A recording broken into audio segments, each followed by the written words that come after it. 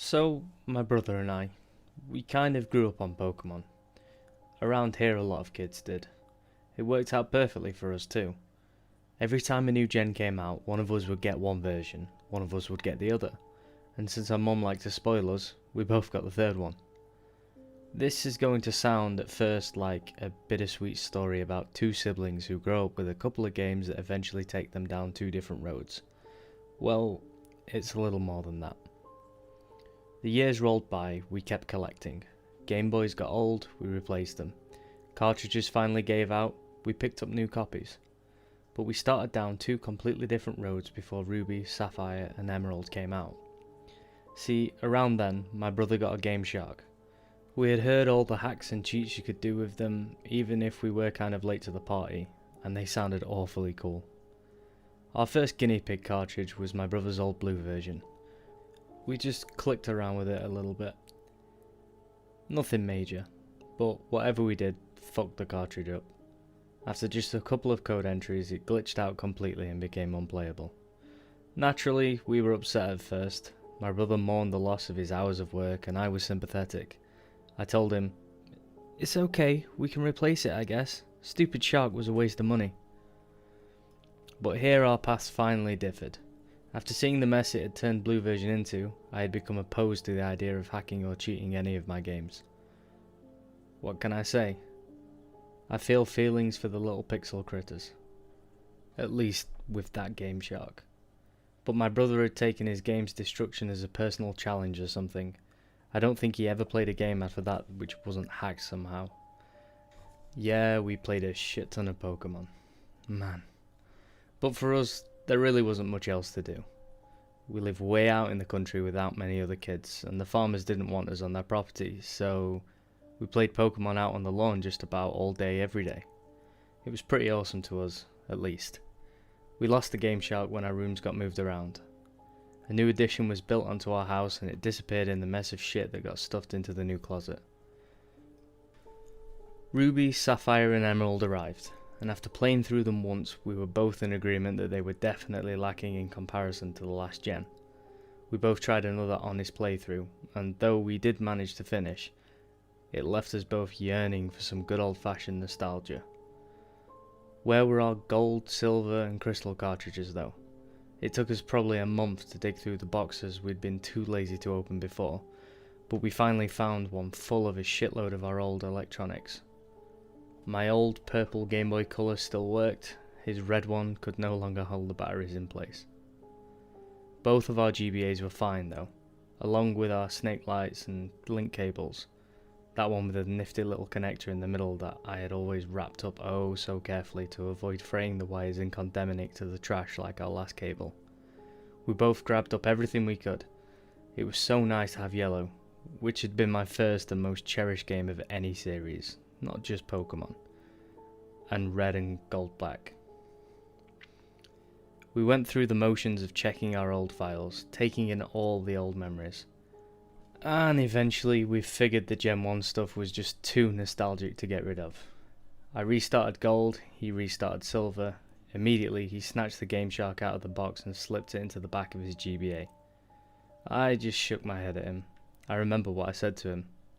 "That thing will kill your game, you know." He never had liked me preaching to him about abusing pixels. I shut my mouth after that, but it had put him off from playing with me. I guess it was just one too many times or something. I ought to know to keep my thoughts to myself really. It was a couple of days later that it happened. I was out on the porch, Game Boy in hand, just about to go into the Elite Four when I realised I needed a little help. My team was ill-balanced thanks to my playing through for leisure, and at the time I was no great trainer that could pull off gimmick runs. I knew that my brother had been 2 badges ahead of me when we'd last checked with one another, so I was hoping maybe he'd let me borrow a Pokemon or two just for this run through. Now the thing is that I'd spent the last 24 hours at a friend's place. I had literally come home, dumped my bag in my room and crept out into the sun with my GBA to play. I had no idea what he'd been up to.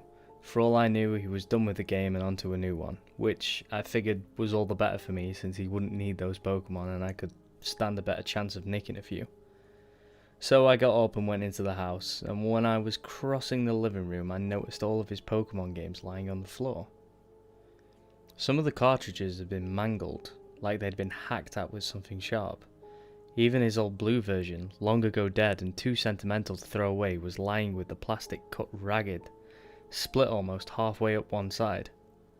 Completely unusable anymore, even if it would have worked. I was a little scared. This had to have happened this morning, otherwise our mum would have seen and they wouldn't be lying on the carpet. Tucking my GBA into my pocket, I crept over to his room and found the door unlocked. Somehow, that was even more concerning. I walked in and found my brother sitting on the edge of his bed. His GBA was in pieces on the floor at his feet, smashed to bits. Next to him on the bed were a hammer and our mother's gardening scissors. His face was paler than I'd ever seen it, even whiter than the time we'd gone corning and the old guy up the street, legally blind and a raving nutcase, had come and chased us into the trees with a shotgun. It was now I also noticed the Game Shark on the ground, a silver cartridge corner poking out from under his bed. Somehow, they'd been spared the wrath of the hammer. "Are you okay?" I asked. I remembered the chills that ran through me. He was my little brother. Seeing him like this was horrifying. "It was awful," I remember him rasping, and the way his voice rattled made my knees weak. "Oh God. White everywhere, and then black." I remember running over and hugging him, and I remember his limp arm fell and brushed the Game Boy in my pocket, and his sudden scream right in my ear, making me jump and bite my tongue by accident. He ripped the handheld from my pocket and hurled it at the far wall. I cried out at the dent in the plastic system made there, running over to collect it. The screen had gone dark, and though I feared the worst, when I flicked the switch it powered up normally. I waited there in the corner, trying to pretend the GBA mattered enough not to go and run for our mum. The volume was on. The Pokemon theme started up and he screamed again, picking up the hammer. This time, I screamed too, and ran from the room with my GBA clutched to my chest like a shield. He ended up in the psych ward of the hospital for 2 days. When we went to visit him, I left my GBA at home. No one could figure out what had set off his strange manic behaviour. There was some talk that I didn't understand at the time about some kind of disorder he may or may not have had. But even though Mum and I had collected and brought in all the cut-up cartridges to be looked at, Mum's idea, not mine, no one had even thought to tie it back to the game. Maybe that was my fault. I hadn't said a word about what had happened when he accidentally touched my Game Boy, or the blind, white terror he had been thrown into when the music had started. On my last visit to the hospital before school on the second day, I was left alone in the room with him while Mum had some private talk with the doctor about precautions to take should this happen again. I sat in a chair next to the bed where he was staring at the ceiling, but then he suddenly sat up, making me flinch. "Hey," he told me. "Angie, go in my room when you get home." I didn't understand what he meant, and then I remembered the things we hadn't packed up and brought in. The game and the hacking tool under his bed. "Get rid of them. I don't ever want to play with them again." His voice was so weary and desperate, he sounded like an old man on his deathbed. My poor, damaged little brother. How could I refuse him? "Promise you'll get rid of them." "Okay, I promise." I was carted off to school late, and through the whole day I only had my promise to him in my head. I didn't know it at the time, but this would be the last time that I could ever play the big sister role and help him out. I just had to get home and get rid of that game, but as the day went on, a sick curiosity started to go through my own head. What could possibly have happened to that game that scared him so badly? I was scared myself, but I just had to know. I had to. I got home and went right into his room, bent on uncovering whatever horror was waiting for me. Mum had since vacuumed the room and the cartridge and Game Shark were no longer visible. I got down and crawled half under the bed, feeling timid but holding on to the promise I made as my badge of courage. Under the bed there was enough dust to make me cough. Enough old Legos and various other toys that I couldn't set my elbow down without it landing on something. But I finally saw both objects. They'd been shoved to the corner on top of a notebook that looked too new to have been down here long. Unthinking, I grabbed the corner of the paper and dragged everything out with me, still wheezing from the dust, allergies and all. They looked so innocent, simple toys and a simple spiral-bound bunch of papers. When I set Silverversion and the Game Shark on the floor, I took a closer look at the notebook. On it was scrawled at least 20 different cheat codes, but one had been scratched out with a Sharpie over where it had initially been drawn in with a pen. This was confusing. He had really tried to erase it out?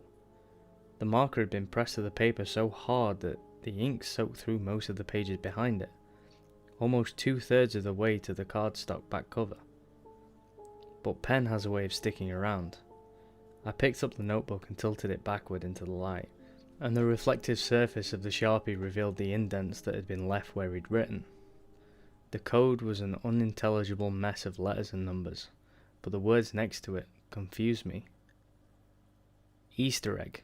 Snow on Mount Silver. I remembered what he'd said when I'd found him. He had been raving about white, and then black. Could he mean snow? Even though it was only August and the temperature was still climbing to 90 degrees every day, a chill ran down my spine. Did I dare? I picked everything up and brought it to my room, and laid it out on the carpet in front of me with my own GBA next to it. For a long time I just stared down at it, and the longer I looked, the more maniacal Lugia's face became on the sticker. Like some kind of twisted grin, like it was daring me to find out what had happened to my brother. I was a 14-year-old kid. Did I really want to tempt fate and risk ending up like him? I glared down at Lugia for a while longer. I had to see. I slid gold out of my GBA and stuck silver in its place. It took me almost 15 minutes to compose myself to turn it on. It started up normally. I left the sound on low, too afraid of what I might hear to keep it up the full way, and too curious to turn it the whole way off. The title screen was normal too, Lugia again, but somehow menacing despite my common sense telling me it was exactly the same picture as every other time I'd started up the game. How bad could this be? I asked myself. His note said Easter egg. Didn't that mean that that was coding already in the game? The menu came up, still absolutely normal. His character was Blake, with a mostly filled Pokédex, but the time was odd. 999.99. I knew he couldn't have been playing that long. I had barely logged 50 hours on my own game, and I was at the Elite Four. And I was playing slowly. Probably the result of his hacking fucking up his file, I thought. Well, whatever then. The game started up, and the first thing I noticed was the prolonged black screen. It took almost a minute for anything to change, and there was no sound at all. The hairs on the back of my neck were standing up already, but it was too late to turn back. Finally, a very dim sort of map came onto the screen, but it looked like static. What was going on? I squinted down and realised with a fearsome pang that it was actually the Mount Silver map. But what I thought was static was heavy falling snow. So this was where he had last saved the game. I checked his party, a very normal team for someone who'd been using a Game Shark. Typhlosion, Feraligatr, Meganium, Pidgeot, Tyranitar, Lugia, all level 100 with modern moves. Typical for him. Something about the sprites was strange though. They seemed sullen, in a way. Their colours seemed washed out, and their expressions lacked the usual vigour they normally had. I chalked this up to missing pixels or something, also due to the hacking. The map had brightened up just a smidgen when I closed out of the start menu. Indeed, snow was somehow falling very heavily. Pixels danced across the screen so fast it was hard to see with the little sprite that was my brother's character. Something was off about him too. When I checked the information, it was the same as the Pokemon sprites. The colours were dull. In fact, now that I thought about it, he almost looked frostbitten. My stomach tightened and I turned and tried to move back down the mountain. As I hit the bottom of the screen, words popped up, and there was finally a sound. My sprite hitting an invisible wall. I can't turn back now. That was unsettling. I went into my Pokemon and tried to use Pidgeot's fly ability. I can't fly in this, obviously referring to the snow. Fuck this, I thought, going into his bag. There was an escape rope. I tried using it. I can't go back anymore. What was going on? Once again, I tried to walk back down the mountain, and to my horror the words changed with every attempt. I can't run away. I can't go back down. I can never go back. The last one sent a frigid feeling through my heart. There was no way down the mountain. I had to climb, turning the little sprite around. I moved him forward. No resistance at all, although my walking speed was oddly slow. What was truly weird was the lack of grass, of trainers, of anything at all but that white snow, which still blew across the screen and made it almost impossible to see. As I moved further up the mountain, his walking speed became slower and slower. The static curtain of pixels grew thicker so that I could barely make out the features of the map, but it seemed like the only way to move was straight ahead anyway. I reached what looked like a set of stairs at the very top edge of the screen. I didn't remember this being there before. As I tried to move up, the little sprite paused. I'm cold. By now, even I was getting goosebumps. His walking speed had become painfully slow, as if somehow he was being impeded. Up the little staircase. More text on the screen. Meganium has died. What the fuck? I thought. Pokemon don't die in these games. I checked in my party and was frightened and confused by what I saw. Meganium's sprite had been replaced by a red X. All of my other Pokemon sported varying degrees of damage, though I hadn't battled once. I went into my bag and found a single revive and tried to use it. It's too late, it said. What kind of an Easter egg was this? There wasn't much else I could do. Trying to turn around yielded the same messages as before, so I kept moving. Pidgeot has died. I checked again. Sure enough, there was a little red X. This time I selected it and looked at the Pokemon itself, trying to figure out what was wrong. I wished I hadn't. The sprite was mangled. Pieces of it were missing. What was left was splotched with a sickish blue-grey colour, and its eye was a solid black pit. I flipped down to Meganium. Same deal. A leg missing, a chunk off its neck, most of its head, save that pitch-black dead eye. Morbid curiosity urged me onward, and the path never deviated from the straight upward road I'd travelled the entire time. Along the way, every now and then, another party Pokemon would die, and the examination of its sprite would show it was in the same condition as the others, until all that was left was Typhlosion. One more staircase was up ahead. I climbed it, braced for whatever horror awaited me. I hit the summit. It was deserted. Red was nowhere to be found. The snow had stopped falling. In the very centre of the map was something sticking out of the snow. It looked like a Pokeball. Okay, maybe all this creepy shit led up to some climactic final battle using whatever was in there. If I picked it up, maybe Red would come out of hiding. I walked over and examined it, and there was a burst of static noise from my game that made me jump. What appeared on the screen was a battle animation. My trainer sprite appearing, his skin tinged blue, against another mangled Pokemon sprite. It was Celebi.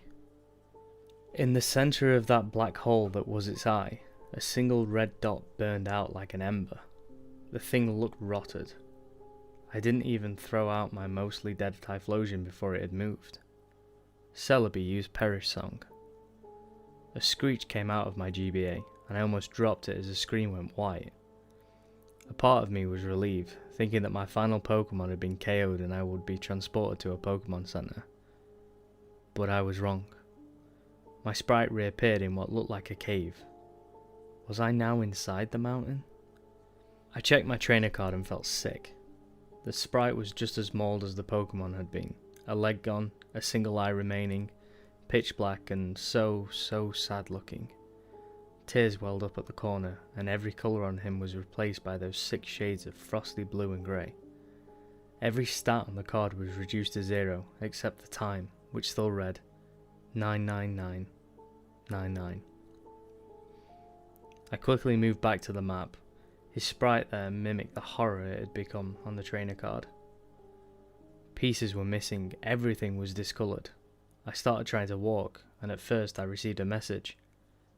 It's so cold. There was only one direction to go, upward. I moved on, and every now and then would be stopped by a message that made my heart sink lower and lower. Mother, it feels so cold. I can't go on. The walls as I walked became darker and darker until they were pitch black at the end. There was an exit there, marked only by a white outline. I had no other choice but to go through it. It opened into a chamber that was also solid white. The only way to distinguish the walls was a thin grey line that had marked them as separate from the floor. Against the far wall there was another sprite. Red sprite. Intact. I had come this far. I had to finish this. I walked right up to him and hit A. A battle started. Red sprite had none of the deformities that married my own.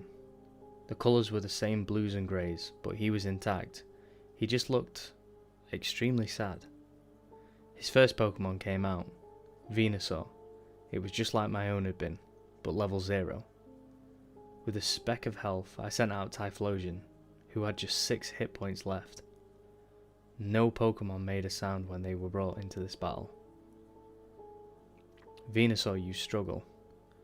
There was no animation, just a single point of damage done to Typhlosion, and then the opposing sprite dropped off the screen. Venusaur has died. There was no text asking me to switch out. Instead, there was just what I took to be dialogue from Red. ... His next Pokemon was Blastoise, even more mangled than Venusaur had been. It too struggled and died. After each round there was that ominous ... from their trainer. Every sprite was more damaged than the last. His Espeon was barely distinguishable as a Pokemon. I realised somewhere he was sending them out all out of order, which saved one Pokemon for last. Pikachu came out, and it was grotesque. It too was discoloured like it was frostbitten. It was missing an ear, half its body and tail. Its head was mostly intact, but its eyes were much larger than they should have been, and glared out at me like pitch black windows into hell. But the thing that got me the most was the giant smile that extended almost all the way to the edges of its head. Its health was somehow at 0, or at least looked that way. My hands were shaking. I didn't get a chance to attack. Pikachu used Pain Split. Pikachu has died. Typhlosion has died. It cut back to the image of Red Sprite, and now it looked like mine. With his body so butchered it looked like a carcass stripped of most of its meat, except it had those same soulless, deranged eyes as Pikachu. I finally understood what happened. They were dead. They were dead, and this sub-level of the mountain was the hell they now existed in. Red finally spoke. It's over. The screen flashed black and white for a moment. Use Destiny Bond. A horrible, hideous screeching started to issue from my GBA. The screen went white and it shrieked at me, and I threw it on the floor and pressed my back against the bed. The horrible noise continued for several long moments while the screen stayed white, then went black, then there was silence. It took me a long few moments, but I eventually stood up. I took the Game Shark, I took the notebook, I took that fucking possessed game. I picked them all up and carried them to the garbage can we had already set out for morning pickup at the end of our long, winding driveway, and I threw them in. When I got back to the house, I don't know what made me do it, but I picked up Yellow Version and inserted it into my Game Boy. I think it was part of me determined to make sure I hadn't somehow been tainted as well. The music started up, the game played. I turned to my Pikachu and hit A. Its smiling face greeted me with an ear twitch and a big pixelated smile. A pleasant, normal smile. I turned my game off and spent the next hour crying on the floor. My brother and I never did play Pokemon together again. He gave it up for good. I stuck to replaying my comforting, unhacked games.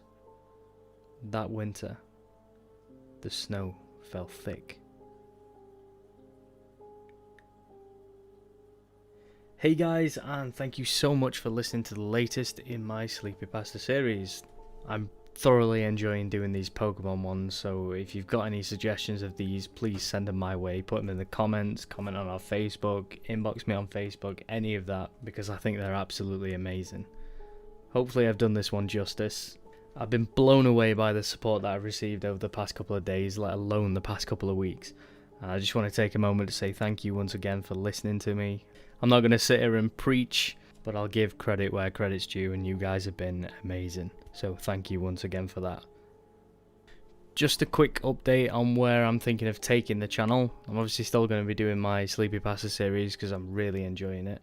But I was thinking, instead of me trying and failing to upload every day, I'm going to set out a schedule. So I was thinking Tuesdays and Thursdays for your normal creepypastas, things like this, and things like the longer ones. And then on Saturday, I'll do the short stories, so either 5 or 10, depending how short they are.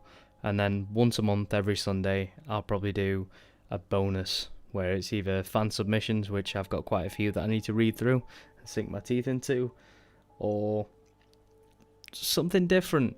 I don't know. It's a bonus. I'll just make it a surprise, really. So anyway, thank you once again, and don't forget to comment any feedback in the comment section down below. Take care.